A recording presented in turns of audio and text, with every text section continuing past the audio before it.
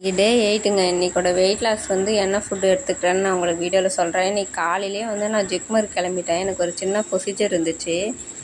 நம்மளுக்கு வந்து ஹிஸ்டாஸ்கோப்பின்னு ஒன்று போட்டு பார்ப்பாங்க. எண்டோமெட்ரியம் திக்னஸ்ன்னு சொல்லுவாங்க. அந்த திக்னஸ் அதிகமாக இருந்துச்சுன்னா பாலிபியேட் சொல்லுவாங்க.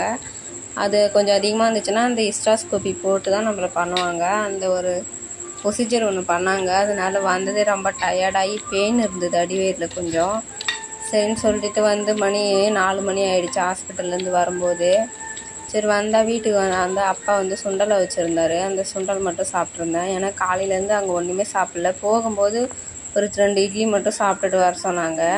அதுக்கப்புறம் வீட்டுக்கு வந்து சுண்டலும் நைட்டு ஒரு தோசை மட்டும் டின்னர். நாள் வந்து கொஞ்சம் பெயின் கொஞ்சம் ரிலீவ் ஆகிருந்தது. அதனால் நான் எப்பயும் குடிக்கிற கொரியண்டர் வாட்டரை மட்டும் ஒரு டம்ளர் ஃபுல்லாக குடிச்சிட்டு கொஞ்சம் ரெஸ்ட் எடுக்க சொன்னாங்க டாக்டர். ஒரு 3 டேஸ் பெயின் இருக்கும் அப்படின்னு சொன்னாங்க. அதனால ரெஸ்ட் எடுத்துகிட்டு இருந்தாங்க. அவ்வளோதான் என்னோட மினி விலாக். என் வீடியோ பிடிச்சிருந்தா லைக் பண்ணுங்கள், கமெண்ட்